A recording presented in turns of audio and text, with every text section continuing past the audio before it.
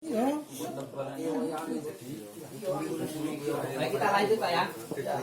Nah, untuk merencanakan waktu tanam ini yang sulit kita memprediksinya gitu. Tapi maksudnya adalah seperti yang saya jelaskan tadi. Kemudian apa lagi Pak? Karena penyakit flash ini salah satu faktor pemicunya sudah banyak dikatakan oleh semua petani adalah faktor iklim Pak ya. Iklim diantaranya kelembaban. Maka yang untuk berikutnya cara pengendalian itu dengan 5 adalah mengatur jarak tanam Pak. Perlunya jarak tanam untuk mengendalikan penyakit blast. Jadi pengaturan jarak tanam Pak ya yang kelima ini.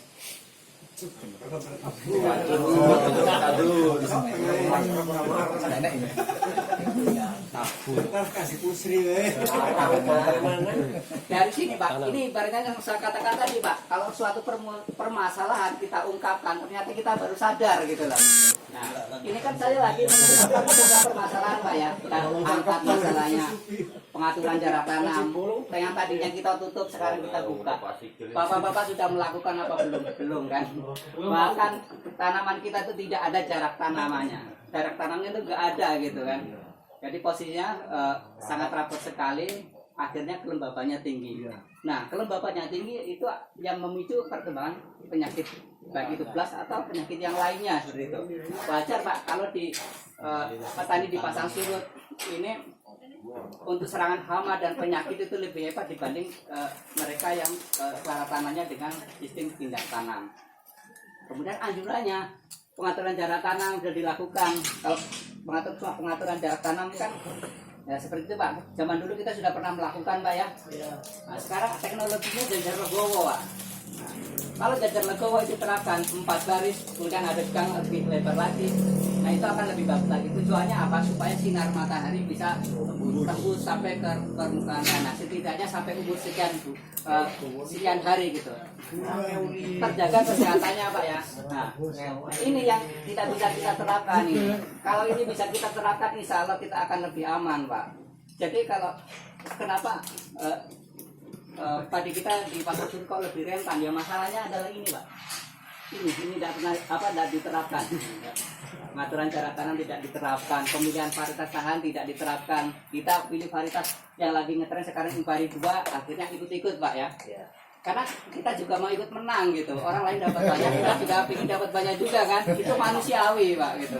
Sebenarnya di balik permasalahan itu adalah ini Pak. Ketika ditanam berkali-kali, ketahanan varietasnya akan turun. Kemudian OPT-nya, penyebab penyakitnya ini akan dia akan ganas, lebih ganas gitu. Jalurnya naik berarti ampel. Nah, ada lagi Pak kira-kira Pak?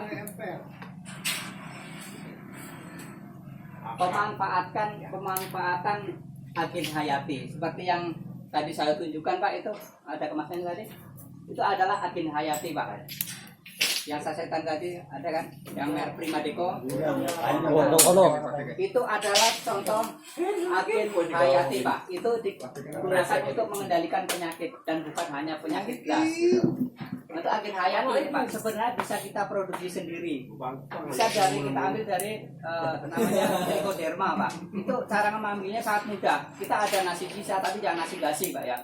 Nasi sisa itu kita padatkan, kemudian dibungkus pakai tisu Pak, kita kubur di bawah tanaman bambu. Nanti setelah seminggu kemudian kita lihat sudah ada belum jamur yang berwarna hijau. Kalau ada, ambil itu jamur yang bermanfaat yang bisa digunakan untuk mengendalikan penyakit blast. Itu bisa dikembangbiakan. Caranya sama dengan membuat tempe Pak. Caranya seperti itu sama.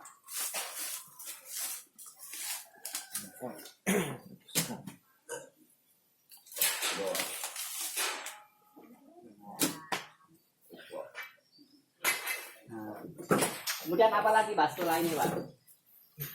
Penggunaan bahan kimia Pak. Nah jadi dalam pengendalian ini namanya pengendalian secara terpadu Pak ya. Dari beberapa cara pengendalian itu kita padukan. Nah dalam pengendalian secara terpadu, penggunaan bahan kimia itu adalah alternatif terakhir Pak. Kalau semua ini diterapkan Pak, nanti cara kerja dari kimia ini akan lebih ringan. Tetapi kalau ini tidak diterapkan, Pak, ini sebenarnya daya kerja dari pestisida juga akan lebih berat. Makanya beberapa bahan digunakan, beberapa merek, beberapa bahan aktif dipakai sama Pak Tunar masih saja kena blast gitu. Karena ini tidak diterapkan pengendalian suara terpadu. Pak, paham Pak ya? Iya. Maksudnya Paham bro. Saya 3 praktek tahun har. Lu kawan lu sekali takon. Tapi saya terlambat. Tukang ngeso, lagi lambat kalau ngeso, eling-eling. Ini kok kawan. penggunaan bahan kimia Pak ini ada yang direkomendasikan Pak. Sebenarnya saya punya bukunya, buku panduan pengendalian hama dan penyakit. Nah, itu dibagikan bukunya, Pak. Bukunya cuma sebenarnya saya punya 2 Pak, tapi ada rekan kita di Oki seberang Pak, itu karena gawe baru belum menguasai, makanya saya kasihkan Pak bukunya itu. Saya sekarang tinggal pegang 1 gitu. Nah, tapi kalau Bapak-bapak sekalian mau belajar ya di kesempatan seperti ini Pak, bisa kita sampaikan gitu. Kopi Pak.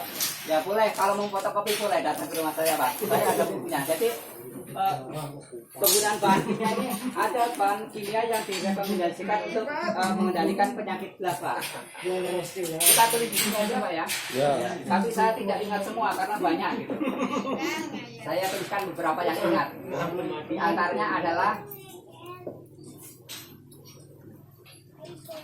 di tembakau ini mana Mas? Kalau nggak salah, Mas Pun ada nggak? Ada.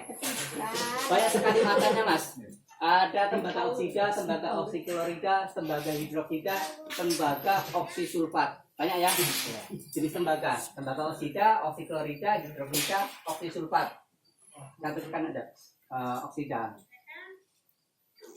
oksida, terus ada hidroksida. Tulis apa enggak ini? Tulis. Menjelas kabeh. Oksisulfat.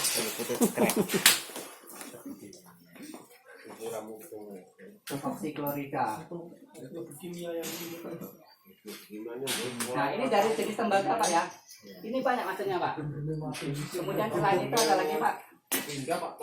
Ada simoksanil.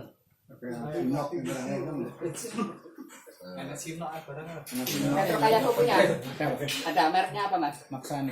Nah, Maksanil. Kita ingetnya simoksanil bahan aktifnya mereknya